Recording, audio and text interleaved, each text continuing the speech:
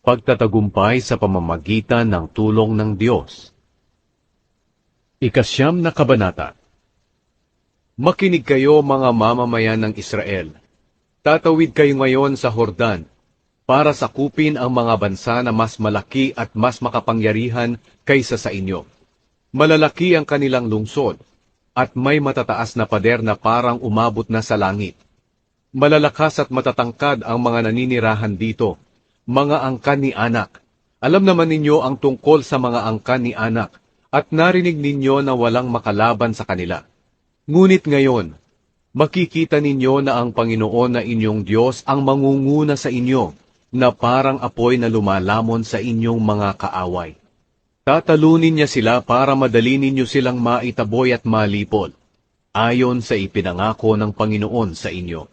Kapag naitaboy na sila ng Panginoon na inyong Diyos sa inyong harapan, huwag ninyong sasabihin sa inyong mga sarili, dinala tayo ng Panginoon para angkinin ang lupaing ito, dahil matuwid tayo.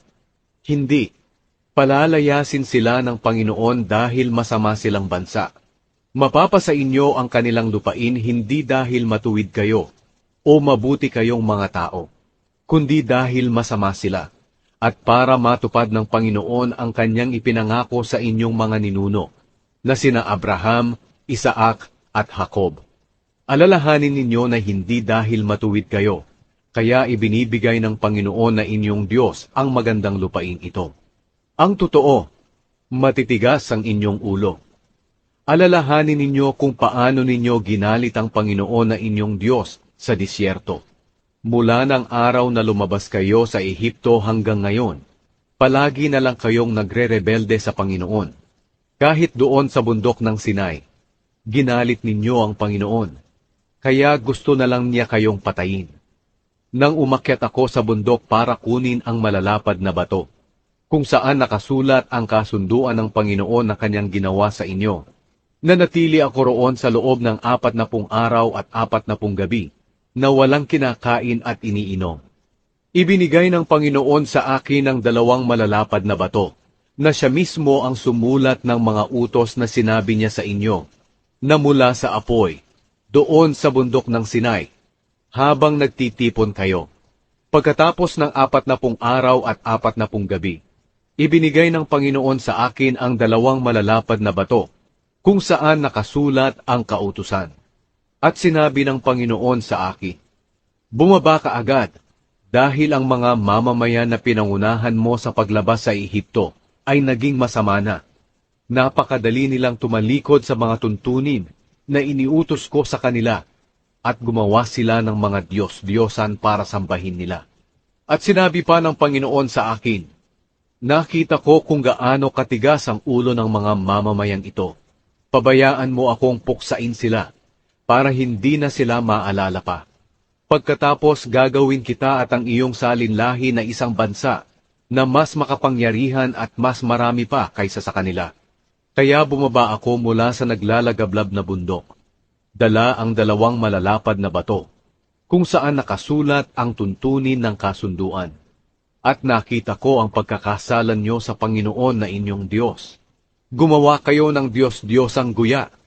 Napakadali ninyong tumalikod sa mga iniutos ng Panginoon sa inyo. Kaya sa harapan ninyo ibinagsak ko ang 2 malalapad na bato, at nabiyak ang mga ito. Pagkatapos nagpatira pa ako sa harapan ng Panginoon, sa loob ng 40 araw at 40 gabi, na walang kinakain at iniinom, dahil sa lahat ng mga ginawa ninyong kasalanan. Masama ang ginawa ninyo sa paningin ng Panginoon, at nakapagpapagalit ito sa Kanya. Natakot ako dahil sa matinding galit ng Panginoon sa inyo, dahil baka patayin niya kayo. Ngunit pinakinggan pa rin ako ng Panginoon. Matindi rin ang galit ng Panginoon noon kay Aaron, at gusto rin siyang patayin ng Panginoon. Pero nanalangin din ako ng panahong iyon para sa kanya. Pagkatapos kinuha ko ang bakang ginawa ninyo, na nagtulak sa inyo sa kasalanan. Tinunaw ko ito sa apoy. Dinurog ko ito na kasing pino ng alikabok, at isinabog sa sapa na umaagos mula sa bundok. Ginalit din ninyo ang Panginoon doon sa Tabera, sa Masa at sa Kibrot Hataaba. Nang pinalakad kayo ng Panginoon mula sa Kadesh Barnea, sinabi niya sa inyo, lumakad kayo at angkinin na ninyo ang lupain na ibinigay ko sa inyo. Ngunit nagrebelde kayo. Hindi ninyo sinunod ang utos ng Panginoon na inyong Diyos.